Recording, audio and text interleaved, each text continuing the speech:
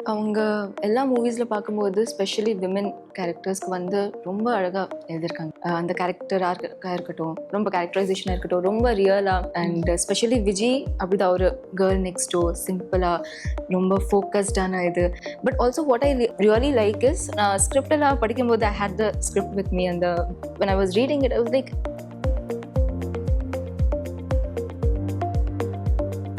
சில பேரை பார்த்தா ஆடியன்ஸ் பார்த்துட்டு போயிடுவாங்க வில்லனா நடிக்கும் போது, ஃபாதர் ஓ ஒரு வில்லன் அப்படின்னு இருக்கும். ஆனா இந்த கேரக்டரை பார்க்கும்போது மட்டும் அடிக்கணும்னே தோணும். அவன் வந்து கொஞ்சம் பைத்தியம். அவன்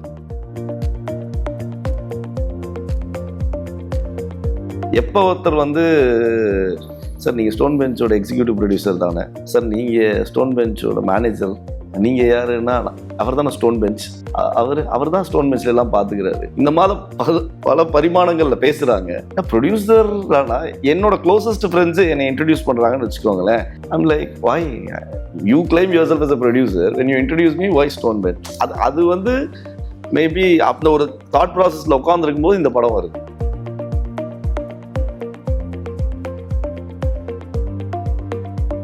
31st எல்லாரும் நியூ இயருக்கு வந்து வீட்டுக்கு போகிறோம். போகும்போது பசங்களாம் கிட்ட சொல்றாங்க, படத்தோட பேர் என்னன்னு தெரியுமா? படத்தோட பேர் என்ன பேர்? வாத்தி அப்படின்னு. வாத்தியா? நம்ம சம்மந்தமே இல்லாம இது காலேஜ் டீச்சரா இருப்பாரு வாத்தின்னு வச்சுட்டாங்க. கட் பண்ணா 6 மணிக்கு மாஸ்டர்னு வருது. எப்படா மாஸ்டர்? நான் ஃபோன் என்னடா வாத்தி நீங்க?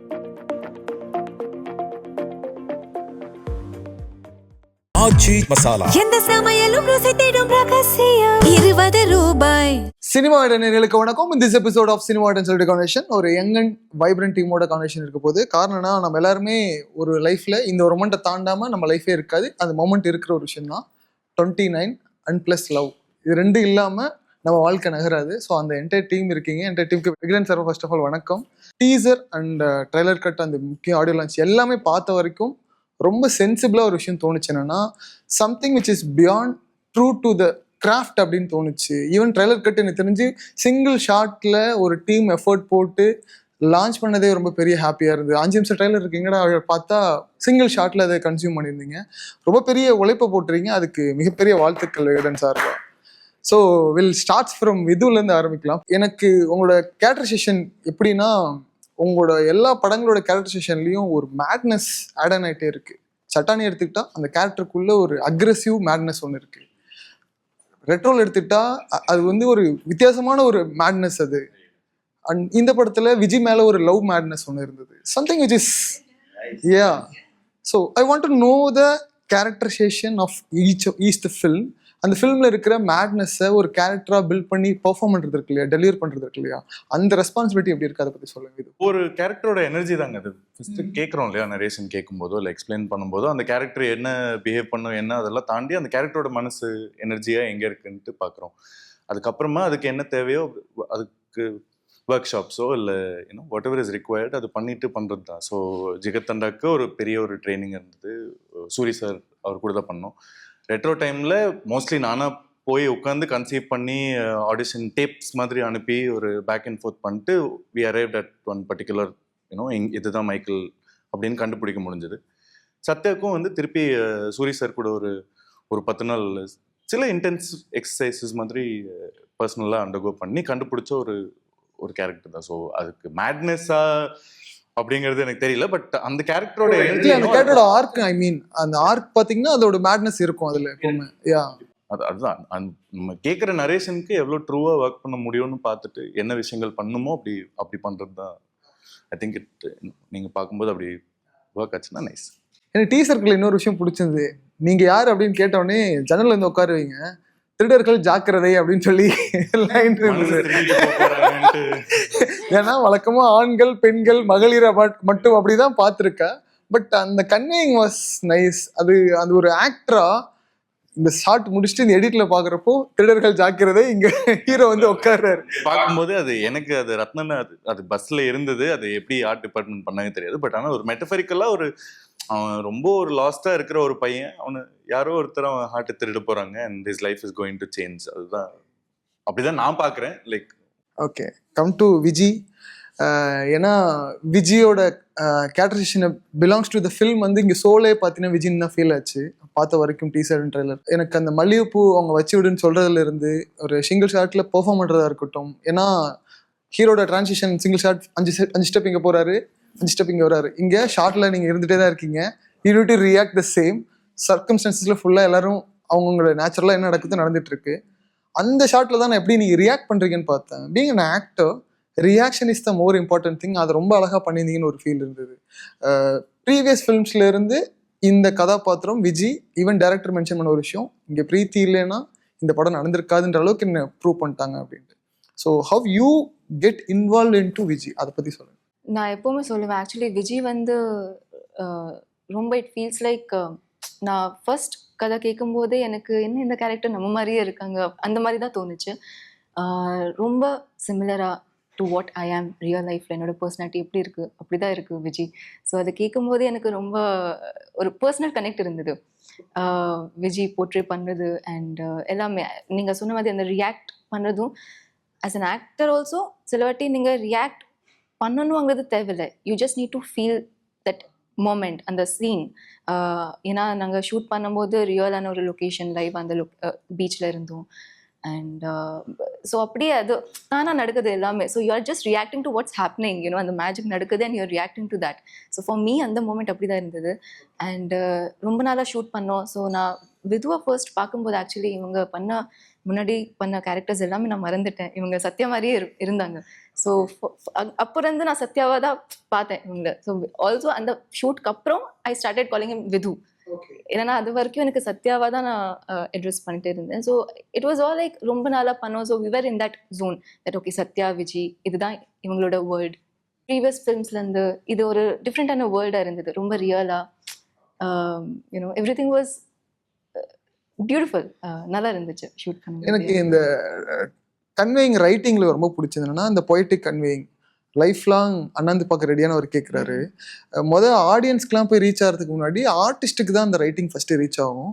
ஸோ அந்த மொமெண்ட்டில் நீங்கள் சொல்லும் போது ரசிகண்டா நீங்கன்னு சொல்கிற ஒரு விஷயம் இருந்தது இல்லையா, that was like more of real அப்படின்னு ஒரு விஷயம் இருந்துச்சு. Being an actor how you admire the writing of mister Ratna, அந்த ரைட்டிங் இந்த படத்துல எப்படி இருந்தது, ஹவு டு யூ ஃபெல்ட்? அவங்க எல்லா மூவிஸில் பார்க்கும்போது ஸ்பெஷலி விமென் கேரக்டர்ஸ்க்கு வந்து ரொம்ப அழகாக எழுதியிருக்காங்க. அந்த கேரக்டராக இருக்கட்டும், ரொம்ப கேரக்டரைசேஷனாக இருக்கட்டும், ரொம்ப ரியலாக ஒரு மாதிரி நல்லா இருக்கும். அண்ட் ஸ்பெஷலி விஜி அப்படிதான் ஒரு கேர்ள் நெக்ஸ்ட் டோர், சிம்பிளாக ரொம்ப ஃபோக்கஸ்டான இது. But also what I really like is அவங்களோட ரைட்டிங்கில் எப்படின்னா விதுக்கு படத்தில் ஒரு மைண்ட் வாய்ஸ் இருக்கும் சத்யா கேரக்டருக்கு. ஸோ அப்போது விஜி பற்றி அவங்க என்ன யோசிக்கிறாங்க என்ன யோசிக்கிறாங்கிறதே அது ரொம்ப ஒரு மாதிரி நீங்களே அதை அட்மையர் பண்ணுவீங்க. இந்த மாதிரி யாராவது நம்மளை அட்மையர் பண்ண எவ்வளோ நல்லா இருக்கும் ரியல் லைஃப்ல அந்த மாதிரியே இருக்கும். ஸோ அவ்வளோ அழகாக எழுதியிருக்காங்க எல்லாமே. ஸோ நான் ஸ்கிரிப்ட் எல்லாம் படிக்கும்போது I hate the script with me. அந்த when I was reading it I was like இப்படி கூட இருப்பாங்களா, இப்படி கூட யோசிப்பாங்களா அப்படின்னு. So it was like beautiful, it was way too beautiful for me. Yeah. ஒரு விஷயம் வந்து யூஆர் லைக் காட்ஸ் சைல்டுன்னு நினைக்கிறேன். ஏன்னா சைல்டுஹுட் ஆக்டர்லேருந்து வந்த நிறைய ஆக்டரோட லைஃப் நிறைய பரிணாமத்தில் மாறும். அண்ட் இன்னொரு விஷயம் சர்வைவலாக இருக்கிற டைமில் சக்ஸஸாக அமையலைங்கிறப்பையோ இல்லை ஃபெயிலியர் ஆகுதோ இல்லை அது நிறைய சர்க்கம்ஸ்டன்ஸில் மாறி வேற ஒரு பாத் போயிடுவாங்க. ரொம்ப ஒரு மாதிரி கிரிப்பியாக இருந்தால் மட்டும்தான் அந்த ஹோல்ட் பண்ணவே முடியும். So it's been 3 decades. So அதை ஹோல்ட் பண்ணுறது இருக்கு இல்லையா, அதுவே பெரிய விஷயம். கலைத்தாய் உங்களை அப்படியே கட்டி பிடிச்சிட்டு இருக்கான்னு நினைக்கிறேன், அதுக்கு வாழ்த்துக்கள். தட் இந்த படத்தில் நிறைய பேர் ஸ்டேஜில் மென்ஷன் பண்ணது அதுதான் இருந்தது. ஈவன் ஆர்ஜே பாலாஜியாக இருக்கட்டும், கார்த்திக் சுப்ராஜ் அவர்கள் ரொம்ப அழகாக டிஸ்கிரைப் பண்ணாங்க இது மகேந்திரனுக்கு ஒரு வேற ஒரு லைஃப் மாதிரி இருக்கும் அப்படின்ட்டு.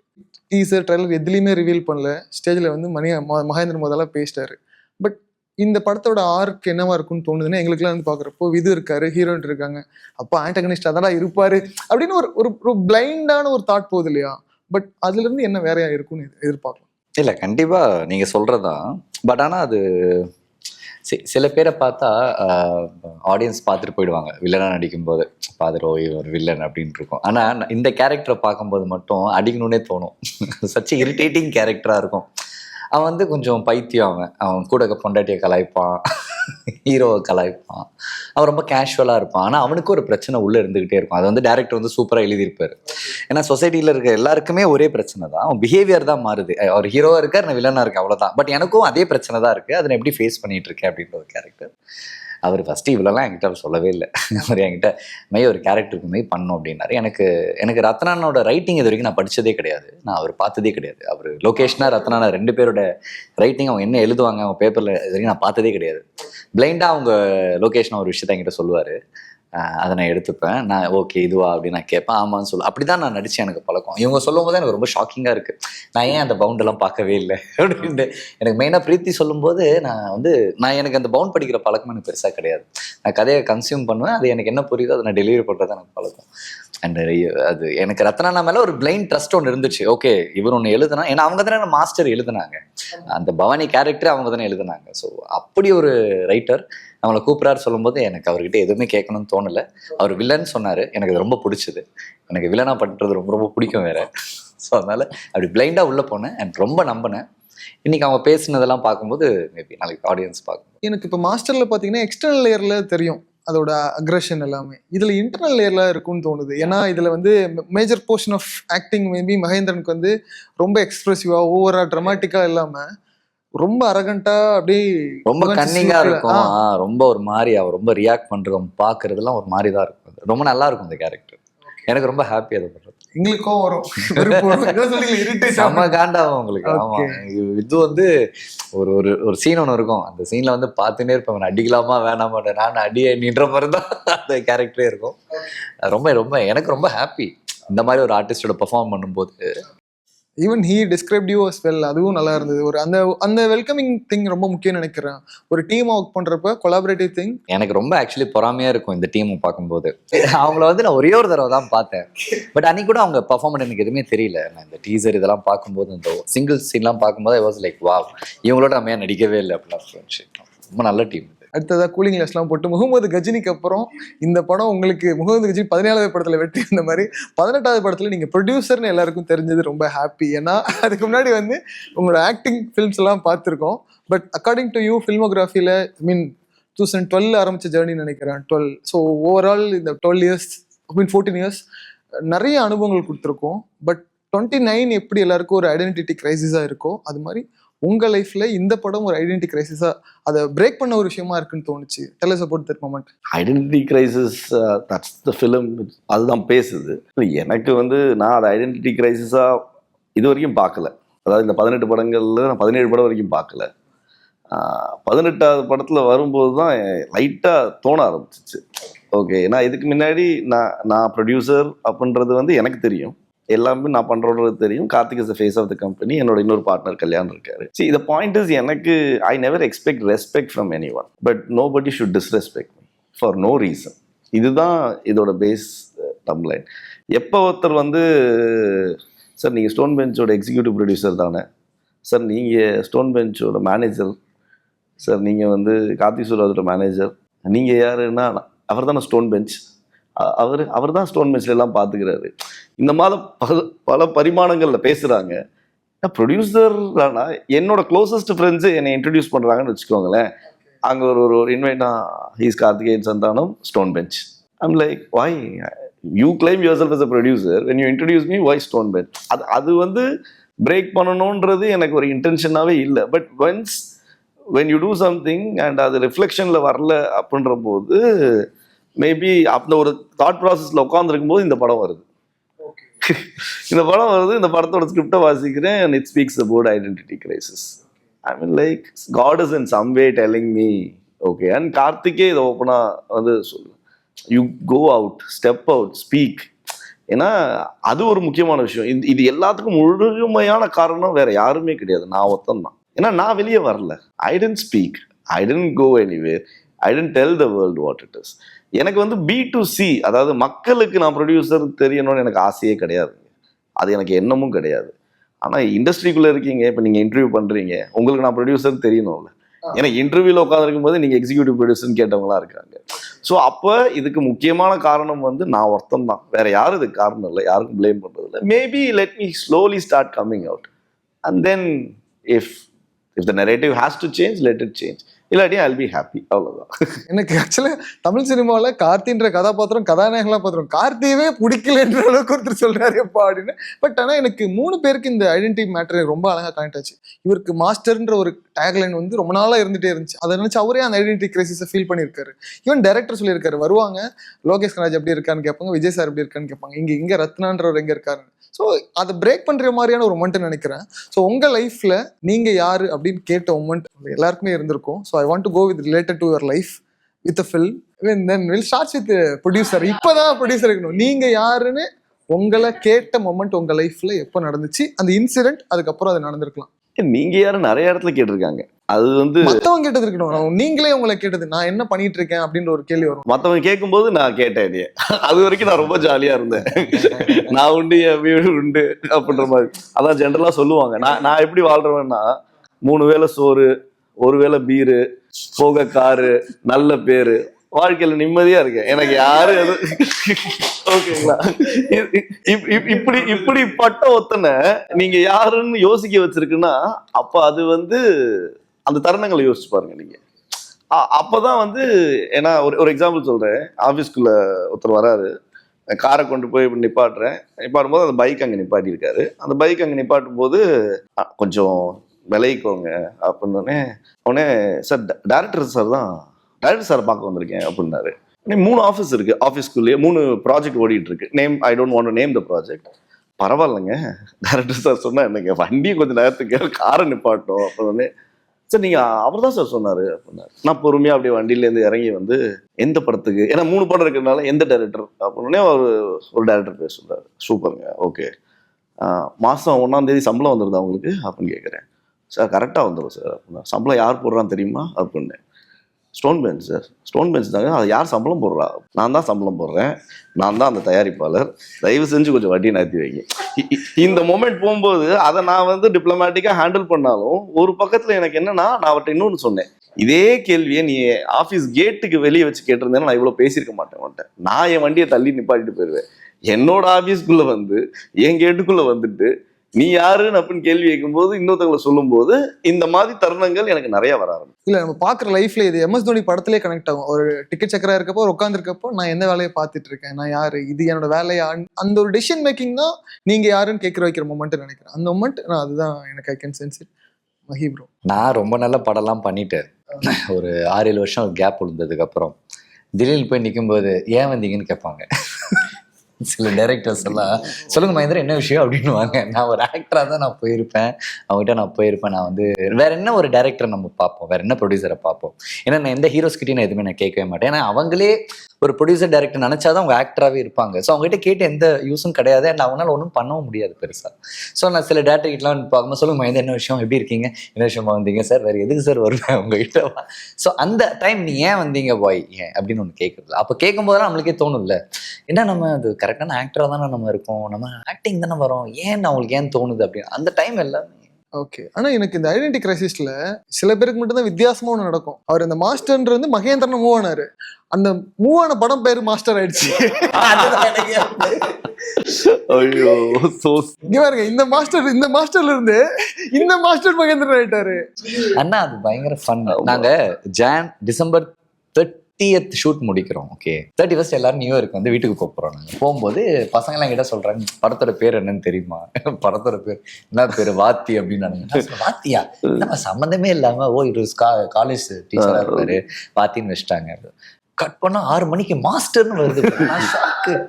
எப்படா மாஸ்டர், நான் ஃபோன் என்னடா வாத்தி நீங்க மாஸ்டர் வருது. நான் படம் பேர் சொல்லக்கூடாதுல்ல, அதை இன்டைரக்டா சொன்னோம். தட் மாஸ்டர் அப்படியே திருப்பி மாஸ்டர் மகேந்திரன். ஏன்னா இது மாதிரிதான் இப்ப என் கேஸ் எடுத்துக்கிட்டீங்கனாலும் 2 பேரும் கார்த்திக். ஆமா, இப்ப நீ மேடையில ஏறு கார்த்திக் அப்படின்னா அந்த 2 பேருக்கு தான் தெரியும் எந்த கார்த்திகை சொல்றாங்கன்ட்டு ஆக்சுவலா. ஆனா அவங்கள பொறுத்த வரைக்கும் எதுனாலும் கார்த்திக்னா கார்த்திக் சுப்ராஜுக்கு போயிடும். அதனால மச்சான் கார்த்திக் பேசும்போது ப்ரொடக்ஷன்ல நான் வந்து ஸ்டோன் பெஞ்ச் வந்து பேசுவோம், கார்த்திக் சார் ப்ரொடியூசர். அப்படிங்களா, சொல்லுங்க. எனக்கு அவர் ஞாபகம் தான் வருது. எனக்கு இவர் ஞாபகம் வரவே இல்லை. எனக்கு ரொம்ப லேட்டுங்க அண்ணா, ரொம்ப லேட்டு, நேத்து தான் லேட்டு தாங்க. இதுக்கு என்னங்க ரொம்ப லேட், அட்மிட் ஆகல, எனக்கு எந்த பிரச்சனை இல்லை. எங்க ப்ரொடியூசர் நேத்து தாங்க தெரியும், அவர் தான் சம்பளம் கொடுத்தாரு. என்ன ஓகே ஜாலி தான் விடுங்க. Nice. And coming to Vidhu that one moment MS Dhoni அந்த சொன்ன மாதிரி தான் நீங்க யாருன்னு கேட்ட உங்களை நீங்களே கேட்ட மொமெண்ட் உங்களை ஒரு ஹிட்டிங் ஒன்று இல்லையா? இப்போ வரைக்கும் ஆனால் நீ யாருன்ட்டு நான் என்கிட்ட கேட்டுட்டே தான் இருக்கேன். ஸோ அதனால எனக்கு அப்படி ஸ்பெசிஃபிக்காக தெரியல. ஆனால் ஒரு சினிமா தான் வேணும்ன்ட்டு முடிவு பண்ணி வர ஒரு மொமெண்ட் இருக்குல்ல, அந்த டிசிஷன் மேக்கிங், அந்த இன்சிடென்ட் என்னவா இருந்து அந்த டிசிஷன் மேக் எடுக்க வச்சது. ஃபெட்டப் அதுக்கு முன்னாடி ஒரு வேலை பார்த்துட்டு இருந்தேன். எனக்கு அது தெரில, அதில் சுத்தமாக சந்தோஷம் கிடைக்கல. எந்த விதமான, அதாவது நான் ஒன்று எதிர்பார்த்து நான் போய் அதுக்கு போய் படித்து எல்லாம் பண்ணி அதுக்கப்புறம் வேலை பார்க்குறேன். பட் ஆனால் ஒரு 1 year இருந்தேன். ஒரு எனக்கு அதில் உண்மையாக என்னால் அதுக்கு உண்மையாக இருக்க முடியல. அந்த மொமெண்ட்டில் நிறைய யோசிக்க ஆரம்பிச்சது தான், இல்லை நம்ம என்ன தான் வேணும், நீ யார் உனக்கு. ஸோ ரொம்ப சின்ன வயசுலேருந்து எனக்கு சினிமா மேலே ஒரு ரொம்ப பெரிய பேஷன் இருக்குது. அப்புறம் லைஃப்பில் பார்க்குறோம், லைக் அமைஞ்சது அப்படி, இவர் ப்ரொடியூசர் ஆகுறாரு, அந்த மாதிரி திங்ஸ் அமைஞ்சோடனே சரி ஓகே போகிறேன் நான் வேணும்ன்ட்டு வந்து அடம் பிடிச்சி. அதான் ஒரு பெரிய ஒரு பெரிய ரிஜெக்ஷன்லாம் வந்து அதுக்கப்புறம் ஃபேஸ் பண்ணி, இல்லை வராது நீ போயிருன்னுலாம் சொல்லி போய் அதுக்காக லேர்ன் பண்ணி பண்ணது தான். அந்த மொமெண்ட் வந்து ஐ திங்க் ஸ்விட்ச், இது வேண்டாம், இது நான் கிடையாது, இதுதான் நான்ட்டு எனக்கா தோணுன ஒரு மொமெண்ட்டு. அதோட இம்ப்ரூவைசேஷனாக நான் பார்க்குறதுனா இந்த மிரர் ஷாட்டில் நீங்கள் பெர்ஃபார்ம் பண்ணது இருக்கு இல்லையா, ஒரு 60 to 80 செகண்ட் இருக்கும்னு நினைக்கிறேன். ரொம்ப அழகாக ஒரு மெச்சோர்ட் பர்ஃபார்மராக you delivered the performance. That was nice. இது இன்னொன்று என்னன்னா, சூப்பர் ஸ்டார் வந்து சட்டானி கதாபாத்திரத்தை மென்ஷன் பண்ணி லெட்டர் எழுதியிருந்தார் பார்த்தீங்களா, that was the biggest moment in your life அப்படின்னு தோணுச்சு. ஏன்னா ஒரு படத்தில் உங்களோட அஃபிஷியல் ரிலீஸ் படம், அந்த படத்தோட ரிலீஸ் வந்ததுக்கப்புறம் யார்கிட்ட இருந்து வேணா வாழ்த்து வரலாம், சூப்பர் ஸ்டார் அவரோட லெட்டர் பேட்ல எல்லாத்த பத்தியும் மென்ஷன் பண்றாரு. உங்களோட கதாபாத்திரத்தை மென்ஷன் பண்ணி அதை நினைக்கும் போதே பிரமிப்பா இருக்குன்னு சொல்லி ஒரு வரி மென்ஷன் பண்றாரு. ஹவு த மொமெண்ட் வாஸ், அதை சொல்லுங்க. That I want to know that. ரொம்ப ஸ்பெஷல் மொமெண்ட். நான் ஆக்சுவலாக ட்ராவல் பண்ணிட்டு இருந்தோம், இங்கேருந்து மதுரை போயிட்டு இருந்தாங்க தியேட்டர் விசிட். அந்த மாதிரி இவங்கெல்லாம் ஐ திங்க் மார்னிங் ஆஃப்டர்நூனும் போய் சூப்பர் ஸ்டார் பார்க்குறாங்க. நாங்கள் அன்றைக்கி மார்னிங் தான் கிளம்பினோம். ஃபஸ்ட்டு வந்து பொம்மி அவங்க ஒய்ஃப் அவங்க தான் எனக்கு அவங்க ஃபோன் பண்ணி பாத்தியா அப்படின்னாங்க. இல்லை என்ன பாத்தியா எனக்கு புரியல. உடனே வந்து இன்ஸ்டாகிராமில் போய் பாரு அப்படின்னோடனே போயிட்டு பார்த்தா அதில் லெட்டர், சரி ஓகே லெட்டர் எழுதியிருக்காரு அப்படிங்கிற இதில் படித்தேன். ஃபிலிம் பற்றி எழுதியிருக்காரா சூப்பர் அப்படின்னு நினச்சி படித்தேன். அதில் பார்த்தா அதில் ஸ்பெஷலாக மென்ஷன் பண்ணோன்னே அப்படியே கிள்ளி எல்லாம் பார்த்தேன். இன்னும் உண்மையாது இந்த நேரத்தில் அங்கே இல்லாமல் போயிட்டோமே. நிறைய ஓடிச்சு. பட் அது ஒரு நம்மளுக்கு நம்ம மேலே ஒரு கான்ஃபிடென்ஸ் கொடுக்கறதுக்கு யாராவது ஜென்ரலாக யாராவது சொல்லுவாங்க. நிறைய மூமெண்ட்ஸில் நிறைய பேர் நல்ல விஷயங்கள் சொல்லுவாங்க. இல்லை சம்டைம்ஸ் அது உங்களுக்கு ரொம்ப டீப்பாக ஹிட் ஆகும், கனெக்ட் பண்ணிக்கலாம். இல்லை இந்த மொமெண்ட் ஒரு கான்ஃபிடென்ஸ் கொடுக்குது, அந்த மாதிரி இருக்கலாம். ஆனால் ஒரு பெரிய அங்கீகாரம், ஓகே நம்ம இவர்கிட்டேருந்து வந்துருச்சுன்னா, நான் பெரிய ஃபேன் வேறு சின்ன வயசுலேருந்து. ஸோ எனக்கு அந்த மூமெண்ட் வந்து ரொம்ப சரியில்லைன்னு ஒரு மூமெண்ட் தான். And it felt like okay ஒரு சர்டிஃபிகேட் வாங்கின மாதிரி இருந்தது. அப்பாட நம்மள ஒருத்தர் வந்து லைக் தலைவர்கிட்டேருந்து ஒரு லெட்டர் வருதுன்னா லைக் ஓகே இதுக்கப்புறமா நம்ம கொஞ்சம் கான்ஃபிடென்ட்டாக என்ன பண்ணாலும் பண்ணலாம். கார்த்திக் சுப்ராஜ் இவரை நடிக்கிறதுக்கு தேர்ந்தெடுத்தது ஃபர்ஸ்ட் சர்டிஃபிகேட்டு. அதுலேருந்து நெக்ஸ்ட் சர்டிஃபிகேட் வந்து தலைவர் சொன்னது. ஆனால் அதுக்கு முன்னாடி ஒன்று சொன்னா இல்லைங்களா, நான் படித்தேன், நீ படித்த படிச்ச வேலைக்கு நான் பார்த்தேன். இல்லடா எனக்கு டக்குன்னு மத்த எல்லாமே உண்மை அதுல. ஆனா நான் படிச்சேன் அப்படின்னு எனக்கு அந்த வேலை பிடிக்கலன்றதோட நான் படிச்ச வேலைக்கு போனேன். எனக்கு இன்னொரு நீ படிச்சதே எனக்கு தெரியும், நீ படிச்ச வேலைக்கு வேறையா அவ்வளவுதான். மற்றபடி எமோஷன்ஸ் ஆல் சேம் தான். மாடர்ன் டே கிரிக்கெட்ல சூரியவன்சி மாதிரி பாலே 6 அந்த ஃபர்ஸ்ட் படத்துல அந்த ரெகக்னிஷன் தான் நினைக்கிறேன். நீங்க யாருன்னு கேட்ட அந்த மொமெண்ட்டுக்கு ஒரு ஆன்சர்னு நினைக்கிறேன். ஃபர்ஸ்ட் ஆன்சரே அந்த ஃபர்ஸ்ட். ஆமா, ஆனா இன்னைக்கு வரைக்கும் நான் நிறைய இடத்துல இன்னும் நீ யாருன்ற கேள்வி இருக்கேன் பார்த்து கேக்குறாங்க. அது அடுத்தடுத்து ஆனோம்ல. ஐடென்டிட்டி கிரைசிஸ் இந்த படம் மூலியமா உடைஞ்சதுன்னா நைஸ். ஏன்னா இது அடுத்த ரெஸ்பான்சிபிலிட்டி. அதுக்கு அடுத்த கேள்விக்கு வரேன். பிரீத்தி, இட்ஸ் யுவர் டைம். தட் நீங்க யாரு அப்படின்னு கேட்ட மொமெண்ட் பிரீத்தியவே தெரியலையா? இன்னும் அந்த மொமெண்ட்க்கு வரல. சீரியஸ்லி லைக் என்ன ஆகணுங்கிறது ஒரு இருக்கும். Like that was there definitely when I started my career. அப்போ சின்ன வயசுலேருந்து I think from a very young age எனக்கு அது ஆயிடுச்சு. தட் ஒரு 5 years இல்லை கொஞ்சம் பல லைக் வருஷம்க்கு அப்புறம் பார்க்கும்போது யாராவது கேட்டாங்கன்னா ஐ ஹேட் ஒரு விஷன், நான் எனக்கு இப்படி பார்க்கணும் அந்த மாதிரி. ஸோ அது இருந்துச்சு. That's how I started acting. And you know family கிட்ட பேசி இந்த மாதிரி இது பண்ணணும். ஏன்னா அவங்க வேற பிளான்ஸ்ல இருந்தாங்க, ரொம்ப எஜுகேட்டடான இது ஃபேமிலியில இருந்து இருக்கிறதுனால அவங்க வந்து என்னென்னமோ யோசிச்சாங்க. நான் வந்து ஆக்டிங் என்னென்னமோனா ஃபீல்ட் கலெக்டர் இல்ல அது வேற விடுங்க. பட் மை ஃபாதர் ஸ்பெஷலி அவங்க நிறைய பிளான்ஸ்ல இருந்தாங்களா. நான் டக்குன்னு இந்த ஃபீல் சொன்னதுனால ஐ திங்க் அவங்களுக்கு கொஞ்சம் ஒரு மாதிரி அங்கிருந்து ஒரு ஷிஃப்ட் ஆயிடுச்சு. என்ன இப்படி இருக்காங்க. பட் ஆப்வியஸ்லி அக்கா இருக்கிறதுனால கொஞ்சம் ஈஸி ஆயிடுச்சு. அப்போவே சரி ஓகே நான் யாருங்கிறத எனக்கு கொஸ்டின் வரும்போது, அந்த கேள்வி வரும்போது அட்லீஸ்ட் ஐ ஹாவ் ஒரு ஆன்சர் இருக்குமா அப்படின்னு அங்கத்தாக நான் ஸ்டார்ட் பண்ணேன். That's how you run on your way. அது தெரிஞ்சது. ஏன்னா ஏற்கனவே அக்கா அப்போ இனிஷியலா ட்ரை பண்ணும்போது 2 பேரும் ட்ரை பண்ணது. அப்போ சினிமா பேஷனேட்டடா ஃபேமிலியில சொல்றேன். ஆமா ஆமா. அப்போ ஃபர்ஸ்ட் அக்கா தான் ஸ்டார்ட் பண்ணாங்க. ஸோ அவங்களுக்கு எனக்கு தெரிஞ்ச அந்த ஒரு கேள்விதான் இருந்திருக்கும். தட் யூனோ நம்ம ஸ்டார்ட் பண்றோம் பட் வி நெவர் நோ என்ன நடக்கும்னு. ஸோ அட்லீஸ்ட் எனக்கு கொஞ்சம் ஒரு கைடன்ஸ் இருந்தது. அவங்களுக்கு ரொம்ப புதுசாக இருந்தது. So she was the first one to start ஆக்டிங்லேயே. அதுக்கப்புறம் நான் ஸ்டார்ட் பண்ணிட்டேன். கிரேட். இதுல உங்களை தவிர இது எல்லாருமே 29 கிராஸ் பண்ணிட்டோம்னு நினைக்கிறேன். ஒன் மொமெண்ட் வந்து லைஃப்ல சரி ஓகே நீங்க ஸ்டார்ட் பண்ணல கிராஸ் பண்ணல என்னப்பா இப்படியா சொல்லி வச்சிருக்க? இல்ல அவர் ரியாக்ஷன்ல தெரிஞ்சது. என்னப்பா சொல்லி வச்சிருக்க? ஒன்னும் சொல்ல Yes, 29 only, no? Satya, 29. ஒரு ஃபில்ம், அந்த ஃபில்மோட love scene which hits me ஒரு கனெக்ட் இருந்துட்டே இருந்தது. அண்ட் இந்த படத்துலயும் அதை என்னால் ஃபீல் பண்ண முடிஞ்சது. இட்ஸ் லைக் பட்டர்ஃப்ளை மூமெண்ட்டாக இருக்கலாம், இல்லை அந்த படத்தோட சீன் ஸ்டேஜிங்காக இருக்கலாம். இப்போ எக்ஸாம்பிளுக்கு நான் மெட்டஃபராக சொல்கிறேன். அதுக்கப்புறம் நீங்கள் ஒவ்வொரு படங்கள்லேருந்து உங்களுக்கு பிடிச்ச அந்த லவ் சீனை நீங்கள் டிஸ்கிரைப் பண்ணலாம். நான் இப்போ சில்லுன்னு ஒரு காதல் படத்துலேருந்து ஒரு சீன் எனக்கு வந்து அக்கார்டிங் டு லவ் சீன் இப்படி ஒரு ஸ்டேஜிங் பண்ணலான்ற ஒரு வித்தியாசமான முறையாக இருந்தது. எனக்கே என்ன பிடிக்கல, என் மேலே கோமா இருந்துச்சுன்னு சொல்லி பூமிகாட்ட ஒரு சொல்லுவார் சூர்யா. அவன் உடனே ஹீரோயின் சொல்லுவாங்க, ஆமா கோவம் தான், நீ மட்டும் பார்க்க வேண்டிய உடம்ப ஊர் ஃபுல்லா பார்க்க வச்சிட்ட அப்படின்னு சொல்லுவாங்க. அந்த மொமெண்ட்ல ஒரு அழகான காதல் இருக்கும். அந்த காதல்ல கன்வேயிங் பண்ற ப்ராசஸே ரொம்ப சூப்பரா இருந்தது. அந்த மாதிரி உங்க லைஃப்ல இல்ல நீங்க பார்த்த ஒரு மொமெண்ட் இந்த படத்துல என்ன சீன்? ப்ரொடியூசர் சார் நீங்க சொல்லுங்க.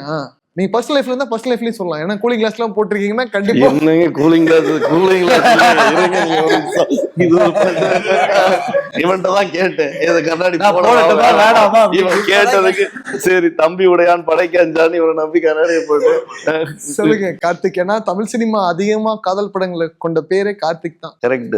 எனக்கு வேணா ஒரே காதல் தான், childhood sweetheart. Karthik Subbaraj தங்கச்சி 10th ஸ்டாண்டர்ட்ல லவ் பண்ணேன், 21 வயசுல கல்யாணம் பண்ணிட்டேன். என்ன டைலாக் சொன்னீங்க லவ் பண்ணும்போது? ப்ரொபோசல் தெலுங்குன்றதுனால నేను ప్రేమిస్తాను. அப்புறம் தான் புரிஞ்சு அவளுக்கு தெலுங்கு தெரியாதுன்னு. சரி ஓகே அப்படின்னு சொல்லிட்டு ரைட்டு அப்படின்னு வந்தாச்சு. அதுக்கப்புறம் பட் மொமெண்டா நிறைய பர்சனல் லைஃப்ல நிறைய மொமெண்ட்ஸ் இருக்கு. ஃபிலிமா எனக்கு என்னோட personal film is always 7G rainbow colony. அந்த படத்தோட தாக்கம் இந்த படம் கொடுக்கும். இதுல ஒரு சீன் இருக்கு, நான் படிச்ச போதும் அழுதேன். இது வரைக்கும் 4 தடவை அந்த சீனை பார்த்துருக்கேன். அந்த 4 தடவை நான் அழுதுருக்கேன். அந்த அளவுக்கு அதாவது அந்த லவ்வோட எமோஷன் நான் சொல்றேன். அந்த கோர் எமோஷன் அந்த லீடுக்கு அவங்களுக்கும் இருக்கும் இல்லைங்களா, அது அப்படியே லிட்டரலா பேரலா இல்லைனாலும் சீனா ஆனா கன்சீவ் ஆன விதம் இது ரொம்ப பியூட்டிஃபுல்லா இருக்கும். So I would take that actually. Super. Mahi bro அலைப்பா இது நான் ரொம்ப நேரமா யோசிச்சுட்டு இருந்தேன். நான் அந்த ட்ரெயின் சீன் ஆக்சுவலி இப்பதான் நம்ம நினைப்போம் ஜென்சி கிட்ஸ்ன்னு சொல்லிட்டு, அப்பவே மாதன் ஒரு ஜென்சி கிட் மாதிரி பிஹேவ் பண்ணிருப்பாரு. நேரா போயிட்டு எனக்கு உன்னை பிடிக்கணும்னு தெரியல, எனக்கு பயமா இருக்குது. ரொம்ப நல்லா இருக்கும், ஒரு மாதிரி படப்படன்னு பேசியிருப்பாரு. நீ அழகா இருக்கேன்னு நினைக்கல, நீ அழகா இருக்குன்னு நினைக்கல, எனக்கு உன்னை பார்த்தா பயமா இருக்குது வந்துரும் நினைக்கிறேன். இதெல்லாம் அந்த சீன் ரொம்ப ஸ்டேஜிங்காவே அது ரொம்ப மெட்டஃபரா நிறைய இடங்கள்ல செம்ம சீன் அது. ஆமா அன்னைக்கே அவர் ரொம்ப அட்வான்ஸ்டா யோசிச்சிருப்பாரு ஒரு பசங்க எப்படி ஒரு பசங்க ரியாக்ட் ஆவாங்க அப்படின்னு. இந்த மொமெண்ட் இந்த படத்துல இருக்குன்னு நினைக்கிறேன். வித்தியாசமான இந்த படமே அந்த மாதிரி ஒரு மொமெண்ட்ல தான் இருக்கும். சொன்னா என்ன சைக்கோன்னு யோசிக்க போறாங்கன்னு நினைக்கிறேன்.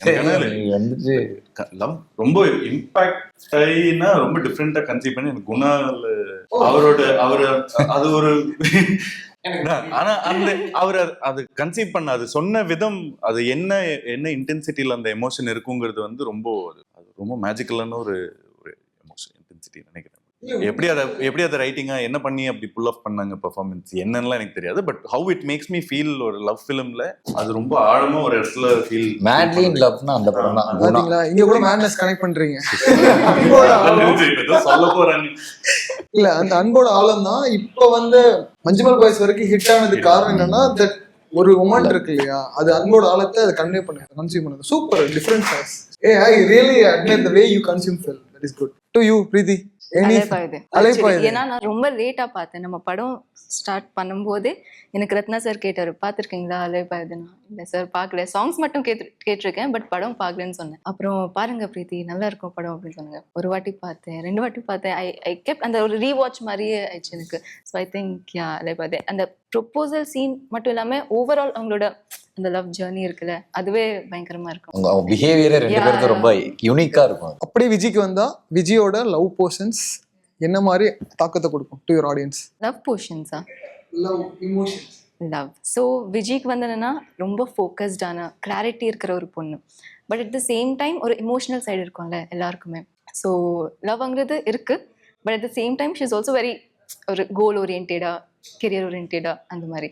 ஸோ அவங்க லைஃப்பில் சத்யா வந்ததுக்கப்புறம் என்ன நடக்கும் இதெல்லாம் I don't know how to say this, but then yeah ரொம்ப, ஏன்னா சத்யாவுக்கு வந்து as you said only Vijay மேலே ஃபோக்கஸ்டாக இருக்காங்க, வேறாஸ் விஜய்க்கு நிறைய இருக்கு மைண்டில். So I think when these 2 worlds meet அது என்ன ஆகும்?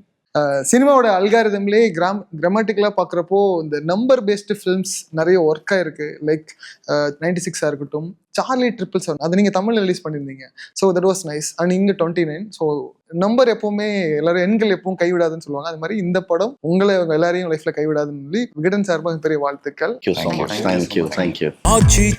எந்த சமையலும் ருசி தேடும் ரகசியம் 20 ரூபாய்.